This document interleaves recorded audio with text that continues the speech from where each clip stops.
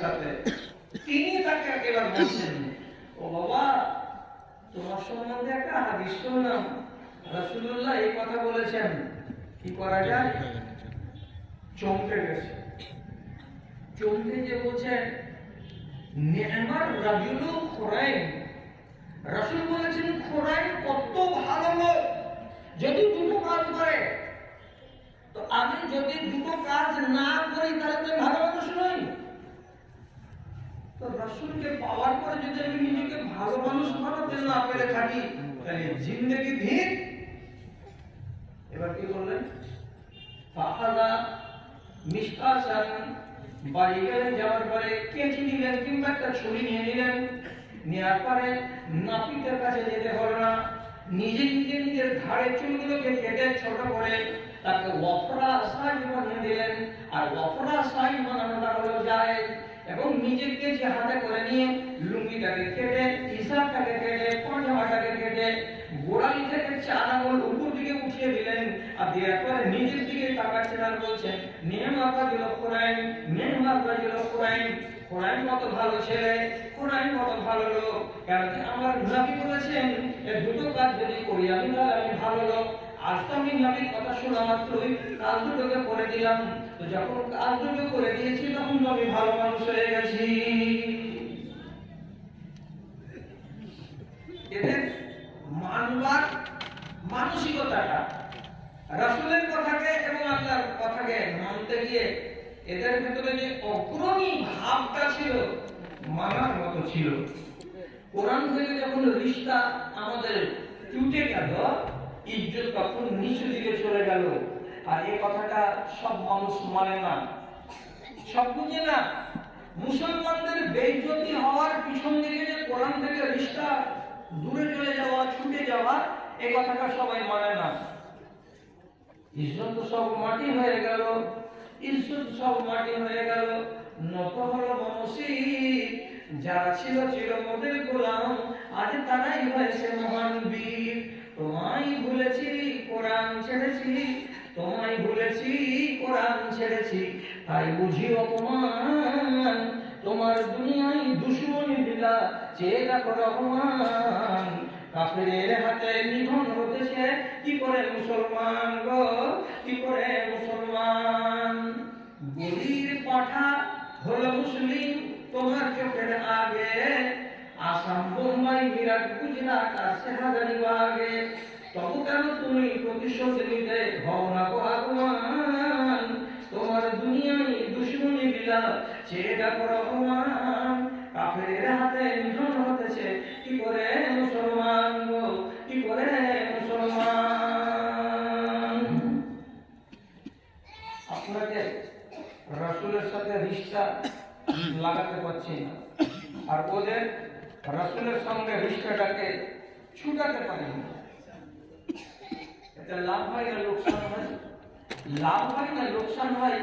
আপনাকে একটা কথা বলি, কি আর কথা শোনাবো? 62, 62.5 বছর বয়সের আমি মানুষ, আপনাকে যদি চুটকুলি শোনাবো, এতে কি আমার ঈমান ভালো হবে না আপনার ঈমান ভালো হবে? এক সাহাবীকে জিজ্ঞেস করে বললাম, ওই সাহাবীটাই হযরত উমরের শাসনকালে তাকে বাগদাদের এলাকার আমির বানিয়ে পাঠিয়েছেন খলিফাতুল মুসলিমিন হযরত উমর। একদিন মাঠে ঘুরে বেড়াচ্ছেন, বাগান বাগান, উনি আমির মানুষ, এই মাকাল নিয়ে আসেন। ঘুরে বেড়াতে বেড়াতে বেলা যখন জোহর হয়েছে, তখন খাবারের একটা ছোট্ট দস্তরখানা লাগিয়েছে, আর ওর সাথে দুজন ওর অফিসের লোক আছে। খাবার খেতে বসে খেজুরের টুকরা হোক অথবা মাংসের টুকরা হোক, হাত থেকে এরকম ছিঁড়তে গিয়ে খস করে জমিনে পড়ে গেল। আর যখন জমিনে পড়ে গেল, তখন উনি কি করলেন, এই মাংসের টুকরাটাকে ওখান থেকে মেঝে থেকে তুলে বালুগুলোকে এমনি এমনি করে এইরকম এরকম করে ঝরিয়ে ঝরিয়ে পরিষ্কার করে দিলেন। দেওয়ার পরে আবার মুখে পুরে খেতে লাগলেন বা খেয়ে নিলেন। তারপরে কি হলো, সঙ্গে বসে থাকা লোকটা তাকে চিমটি কেটে ইশারা করে বলছে, কি হাউলায়ে ইয়াতাকামাজুনা,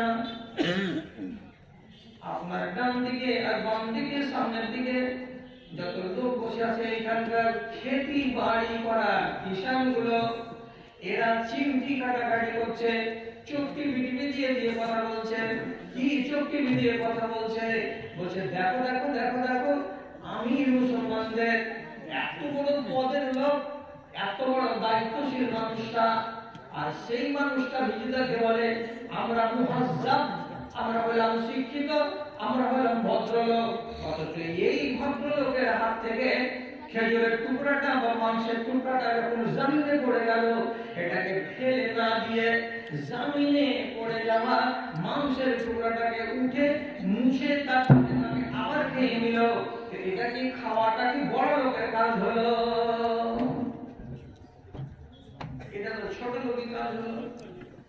এই জন্য এরা চোখটি দিচ্ছে আর একজন আরেকজনকে চিমটি কাটছে। আপনি ওইটা কাজ কেন করতে যাচ্ছেন? ইবনে মাজাহ হাদিস, হাদিসটি হাসান। কি বলছেন উনি তখন? আত্রুকু সুন্নাতা হাবিবি লিহাউলাই হুমাকা, এরে আমার সাথী ভাই, তোমরা দুজন আমাকে ইশারা করে বলছো এখানকার কিষানগুলো, এখানকার গৃহস্থগুলো সবাই আমার দিকে চোখ টিপে ছাপ দিয়ে দিয়ে বলছে এটা হলো ছোট লোক মানুষ, পড়ে যাওয়া লোকটাকে ঝেড়ে ঝেড়ে মুছে মুছে খেয়ে নিচ্ছে, এটা বড় লোক নয়। তাহলে তুমি বলো তো, আমি এই গাধাগুলোকে, আমি এই মূর্খগুলোকে রাজি করা ভালোবাসবো, না আমার নবী, আমার নেতা জনাবে মুহাম্মদুর রাসূলুল্লাহ সাল্লাল্লাহু আলাইহি সাল্লামের সুন্নাতকে জাগ্রত করে আমার নবীকে ভালোবাসা দেখাবো? কোনটা ভালোবাসা দেখালে লাভ আছে? এরা যদি হাজারটা কিষান আমার উপর নারাজ হয়ে যায়, আমার কিছু হয়ে যায় না, কিন্তু আমি যদি একটা আমলের দ্বারাই আমার হাবিব নবী মুহাম্মদকে রাজি করতে পারি, এটাই আমার জন্য সৌভাগ্য। অতএব লোকমা পড়ে যেতে গেলে নবীজি বলেছেন তোমরা উঠাও, আর উঠার পরে যদি পরিষ্কার করা যায় তো পরিষ্কার করে নাও, তারপরে খেয়ে নাও। এটাই আল্লাহ রাসূলের সুন্নাত। আমি আল্লাহ রাসূলের সুন্নাত পালন করেছি, আমি কোন মানুষের কথাই করে রাসূলের সুন্নাত থেকে হরগিজ দূরে যাব না। তাহলে এই মানুষগুলোর ঈমানকে যদি সোনার বাড়িতে থাকা ছোট্ট তারাবিটা যাকে নীতি বলি, নীতি দিয়ে যদি মাপি, তা আমাদের মতো মানুষগুলোকে যদি 50টা এক পাল্লাতে রাখা যায়, আর ওই মানুষের ঈমানগুলোকে যদি একটা নীতিতে রাখা যায়, আল্লাহর কসম ওই পাল্লাটা ভারী হবে, আর আমাদের 50 জনের ঈমান ওদের ধারে কাছেই যেতে পারবে না। দেখেন না দেশে দেশে খুঁজে বেড়িয়ে বেড়িয়ে বেটা ছেলে বেটি ছেলে, নর এবং নারীর ভেতরে কোরআনকে মানার মানসিকতা আর রাসূলের সুন্নাতকে মানার মহব্বত এবং তার ভালোবাসার ব্যাপারে কতটা জাগ্রত আমাদের দেশের লোক। খুব দূরে ঘরে ঘরে শান্তি যেথাই, ঘরে ঘরে শান্তি যেথাই, দুঃখের নেই কলেশ, খুঁজছি আমি বাংলা হয়ে এমন একটি দেশ, এমন একটি দেশ যেটাই নেই মদের আড্ডা, খেলে না কেউ জুয়া, সিনেমাতে ভিড় করে না, তাসকে বলে ভুয়া রে, তাসকে বলে ভুয়া, রাত্রে যেটাই বম ফাটে না, শান্ত পরিবেশ, খুঁজছি আমি বাংলা হয়ে এমন একটি দেশ রে, এমন একটি দেশ যেখানে বেটা বাপকে নিজের বলে না কো শালা, যেথায় বেটা বাপকে নিজের বলে না কো শালা, বিবি যেথায় স্বামীকে তার দেখাই না কাঁচকলা রে, দেখাই না কাঁচকলা, লোকগুলো সব সরলমতি, লোকগুলো সব সরলমতি, নয় কোকড়া যেমন পেশ, খুঁজছি আমি বাংলা হয়ে এমন একটি দেশ রে, এমন একটি দেশ। খুঁজে খুঁজে খুঁজে খুঁজে চুলদারি থেকে কবরের দুয়ারে চলে এলাম, মানুষকে খুঁজে পাওয়া যায় না। কোনগুলো? যেগুলো মানুষ মরে যেতে গেলে একদম সার্টিফিকেট সাথে করে যাবে যে তোমার জন্য আল্লাহর জান্নাত ইন্তজারে আছে, এই মানুষগুলো পাওয়াই যায় না। কত দুর্দিন আমাদের দেশে এখানে এসে পড়েছে, জিন্দা মানুষকে শরীয়ত মানতে পারা যায় না, আর একজন মুরবার কালে শরীয়তকে মানার জন্য জীবন দিয়ে দিচ্ছে, জীবন ছেড়ে দিচ্ছে, অথচ নিজের শরীয়তকে এক পা নড়তে দিবে না, এক পা হিলতে দিবে না। আলেমের ঝাঁক বসে আছে, বাবগঞ্জ হলো আলেমের গোয়ার। এদের মধ্যে বলছি খোবাইব নামের এক সাহাবীকে ধরে নিয়েছিল মক্কার লোককে, কিনে নিয়েছিল বাজার থেকে, কিনে নিল শখ করে দুই ভাই। বাড়িতে গিয়ে হাত পাকে বেঁধে রেখেছে আর খেতে দেওয়ার টাইমে খেতেও দিচ্ছে। আর বাড়ির মেয়ে ছেলেগুলোকে বললো দেখে থাক, বাড়িতে গেলেন শুলি টানতে। কত বুঝেন? হারাম শরীফের এলাকার মধ্যে জীবকে হত্যা করা না যায়, কাজে এই মানুষটাকে মারবো শুলিতে চড়িয়ে, কেন যে এই খোবাইব নামের লোকটাই আমার বাপকে বদরুদ্দিন মার্ডার করেছে। আর আরবের মুখ্যদের আকীদা কি ছিল, কেউ যদি মারা যায় কাউরি হাতে আক্রান্ত হয়ে, তাহলে যতদিন পর্যন্ত ওর বদলা না নেওয়া যাবে ততদিন মরা মানুষটা রূপ খেপা কুকুরের মতন বাড়ি বাড়ি বাড়ি বাড়ি ফেলে দৌড়িয়ে বেড়াবে। আর ওই পেঁয়াজার আকার ধরে চালে বসে বসে মাঝে মাঝে 12টায় রূপ যেটাকে তাহার বাপের রূপ বাউলার মতন দৌড়িয়ে বেড়েছে, বদলা নিতে পারেনি, বদলা নিতে পারেনি। জেহালত, আরো জেহালত আছে, এক গাদা জেহালত আছে। আর মাসাইলুল জাহিলিয়া আল্লাতী খালাফা ফিহা রাসূল, কত যে কথা এগুলো আছে বইগুলোর ভিতরে জায়গা। তো এর যে আকীদা হয়েছে যে আমার বাপকে যে মার্ডার করে দিয়েছে খোবাইব নামের লোকটা, তার বদলা না নিতে গেলে আমার বাপের রূপ তো এরকম বাউলার মতন হয়ে বেড়াবে, ভূতের মতন বেড়াবে। টাকা দিয়ে কিনে একে হত্যা করবে, তার জন্য এইবার বাড়িতে রেখে খাইয়ে দাইয়ে তারপরের দিন হারাম শরীফের বাইরে গেছে, যাওয়ার পরে সুই যুক্ত করলো, এদিকে একটা খুঁটি এদিকে একটা খুঁটি, খুঁটিটিকে মজবুত করে গেড়ে গেড়ে দিয়ে খুঁটি দিল, দড়ি টানলো, সুদ দিল, আর দিয়ে এবার এই লোকটাকে নিয়ে যাবে, আর যাওয়ার পরে শুলিতে টানবে। কিন্তু জানে যে আমাকে শুলিতে দিবে। এরা বেটা ছেলেগুলো কেউ নাই, খালি বাড়িতে বেটি ছেলেগুলো আছে। তারই বাড়ির মেয়ে ছেলেগুলো একটা ওইখানে ঘুরছিল ফিরছিল, ওর সামনে এদিকে ইশারা করে বলছে,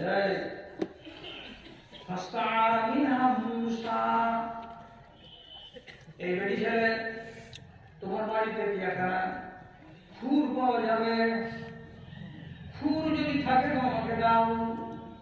মেয়ে ছেলেকে বলছে খুর কি করবি রে বাবা, আধা ঘন্টা পরে আমার ভাই আসবে আর তোকে নিয়ে যাবে বাইরে, আর নিয়ে যাওয়ার পরে তোকে তো শুলিতে ঝুলিয়ে দিবে, তো এখন তুই খুর কি করবি? বলছে বাবা রে যদি থাকে তো আমাকে দাও। মেয়ে ছেলেটি বাড়ির ভেতর থেকে একটা খুর এনে দিল, আর খুরটাকে নিয়ে খোবাইবের মতো সাহাবী ভিতর ঘরে চলে গেলেন। আর যাওয়ার পরে যেগুলো জরুরি জরুরি চুলকে কেটে দিতে হয় মানুষকে, যেমন জেলে না করে চুল যদি 40 দিনের আগে আগে কেটে সাফ করে দিতে হয়, এটাকে সাফ করা, কিংবা মোজ যদি বড় হয়ে যায় থাকে মোজগুলোকে কেটে ছোট করা, এগুলো হলো সুন্নাত। এবং নবীজি বলেছেন আশরুম মিনাস সুন্নাতে, আমার সুন্নাত হলো 10টি। কি কি 10টি? গলায় পানি দিয়ে গার্গিল করা, নাকে পানি দিয়ে নাককে ঝেড়ে দেওয়া, মুখকে কেটে ছোট করে দেওয়া, দাড়িগুলোকে বড় করে দেওয়া, নখগুলোকে কেটে ছোট করে দেওয়া, বগলের চুলগুলোকে উপরে উপরে ফেলে দেওয়া, এবং নাভির নিচেকার চুলগুলোকে 40 দিনের আগে আগে কেটে সাফ করে দেওয়া, এবং বাড়িতে যদি বেটা ছেলে জন্মায় তো বেটা ছেলে ডাক্তার খাতনা দিয়ে দেওয়া। এগুলো হলো আল্লাহ পাকের নবীর সুন্নাত, সহিহ হাদিস থেকে প্রমাণিত। তখন এই খোবাইব বলছেন আমার তো মরণের টাইম চলে এসেছে, আর হায়াত বেশি বাকি নেই, কবরে যাব, আর সুন্নাতের খেলাফ কাজ করে বড় বড় মুজরিম যদি কবরে যাই, যদি হতে পারে এমন যে আমার যৌনাঙ্গের চুল কাটার সময় হয়ে গেছে আর আমি কাটলাম না, আর এই হালাতে যদি আমি কবরে যাই, তাহলে নবীর সুন্নাতকে বুড়ো আঙুল রেখে কবরে যাচ্ছি, এটা আমার মতন মুসলমানের দ্বারাই চলবে না, এটা করা আমার উচিত হবে না। কি করলেন? মরবার আগেখানে ফুল দিয়ে পাশে দিয়ে চুলটিকে কেটে ছোট করে নিলেন। তারপরে ওরা এলো, আসার পরে ওকে ময়দানে নিয়ে গেল, আর নিয়ে যাওয়ার পরে ওকে শুলিতে দিল। আপনাকে কি যেমন বলছি যে মরবার সময়তেও একটা মানুষের নজর আছে কিসের দিকে, যে আমার আমলগুলো আল্লাহ রাসূলের তরিকার উপরে আছে না নাই, আমি কি আল্লাহ এবং আল্লাহ রাসূলের ফরমান থেকে দূরে সরে গিয়ে আমি কি কবরের কথার প্রতি হচ্ছি নাকি, এটা দেখা। তাই মরবার কালেও মরবার তিনি সুন্নাতকে নিয়ে টানাটানি করছেন। এখনো আপনাদের মরার টাইম হয়নি, মরার টাইম যেখানে হয়নি মরার তো গ্যারান্টিও নেই, তাহলে টাইম কেমন করে হয়নি এটাও তো বলা যাবে না। আমি হাদিস থেকে আপনাকে প্রমাণ দিতে পারবো না, তবে নির্ভরযোগ্য যার উপরে এতেমাদ করা যাবে এইরকম তারিখ থেকে আপনাকে প্রমাণ দিতে পারবো যে আব্দুল্লাহ বিন হুযাফা সাহাবীর চোখের সামনে ইরানের রাজা যখন রসুলের চিঠিখানাকে টুকরা টুকরা করে ছিঁড়ে ফেলে দিল, রসুল তখন আব্দুল্লাহ বিন হুযাফা সাহাবী বাড়ি এসে রসুলকে রিপোর্ট দিলেন যে আপনার চিঠি দিলাম, পড়লো, পড়ার পরে আপনার নাম আগে আর ইরানের রাজার নাম পরে, রাগে খেপে গিয়ে চিঠিকে ছিঁড়ে ফেলে দিল। তখন আল্লাহ রসুলের মুখ থেকে বেরিয়ে গেল, মাযযাকাল্লাহু মুলকাহু, আল্লাহ তাআলা আমার চিঠিকেও যেমন করে ছিঁড়ে ফেলেছে আর মুলুকটাকে ওইরকম করে যেন টুকরা টুকরা করে একদম খান খান খান খান করে দেয়। চিঠির জবাব পাওয়াও হলো, 8টা দিন গত হলো না, ইরানের রাজা ওর গভর্নর ইয়ামানে ছিল বাজান, ওর মারফতে দুটো বাহাদুর মানুষকে পাঠিয়েছেন মদিনায়, আর দিয়ে বাহাদুর দুটো এসে কি বলছে, কার নাম মুহাম্মদ সাল্লাল্লাহু আলাইহি ওয়াসাল্লাম, যে বাড়িতে আছে ডাকো ওকে। রাসূল বের হলেন, বের হওয়ার পরে কথা যতটি হবে পরে হবে, প্রথম কথাটা কি পাওয়া যাচ্ছে তারিখে, আর নাসারান নবী সাল্লাল্লাহু আলাইহি ওয়াসাল্লাম ইলা লুহাহুমা, রাসূল দেখছেন বলিষ্ঠ মজবুত লোক দুটা, চেহারার দিকে তাকিয়ে দেখা যাচ্ছে, তো দাড়ি নাই, সুন্দর করে লাউয়ার কাছে বসে পাউডার মাখিয়ে চিকন করে গানটাকে বেটি ছেলের মতো ঝকঝকে করে নিয়ে আছে, দাড়ি নাই।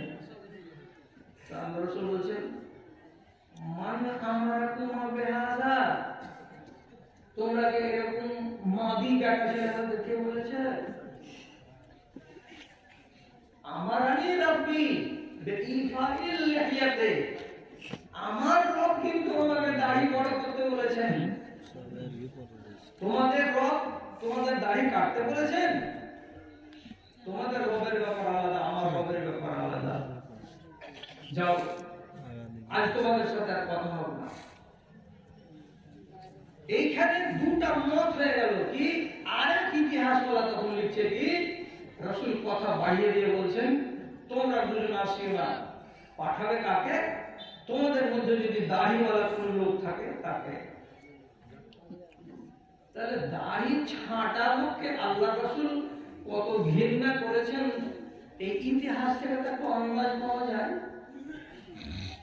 অথচ দুতলা মসজিদ ভবনে আর এই মাথায় আর ও মাথায় বাড়ির কানটাই সব জায়গাতে 7খান করে মাদ্রাসা, যে গ্রামে, আর যে গ্রামের প্রত্যেকটা বাড়িতে বাড়িতে একটা করে আলেম, সেই গ্রামে এখনো দেখছি 40% লোক 30% লোক দাড়ি রাখে না, দাড়ি কামিয়ে ঘুরে বেড়াচ্ছে, এতে ইজ্জত বেশি আছে নাকি?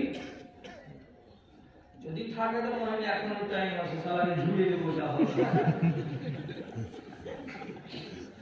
দাড়ি কাটাতে যদি ইজ্জত বেশি থাকে না, এতে ইজ্জত নাই, এতে ইজ্জত নাই। রাসূল মানা করেছেন বেটি ছেলের স্বভাব ধরতে বেটা ছেলেকে, আর বেটা ছেলেকে মানা করেছেন বেটি ছেলের স্বভাব ধরতে। আর এটা যদি আমি না মানি তাহলে রাসূলের একটা ফরমানকে মানা হলো না, আর একটা ফরমানকে যদি আমি ছেড়ে দিই তাহলে আমি কত বড় আসামি হব।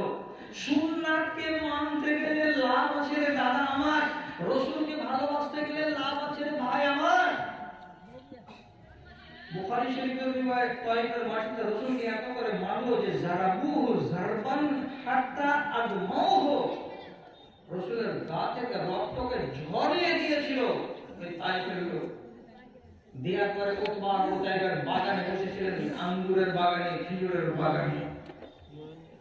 এইরকম রক্ত ঝরা মানুষটা বসে আছে, হয়তো মরে যাবে এরা ভেবেছে। তো ওই টাইমে ওদেরই গোলাম, এর নাম হলো আদাস, ও একটি খেজুরের গুচ্ছা নিয়ে এসে আল্লাহ পাকের রাসূল মজরুহ অবস্থায় আছেন, সামনে করে দিয়ে বলছেন, ও বাবা এই বিদেশি, খেয়ে নাও, এটা খেয়ে নাও, খাও খাও, এটা খাও। কপাল দিয়ে, ঘাড় দিয়ে, পা দিয়ে যেখান সেখান থেকে রক্ত ঝরছে, আর এত লোকের তাড়া খাওয়া মানুষ ওই টাইমে এত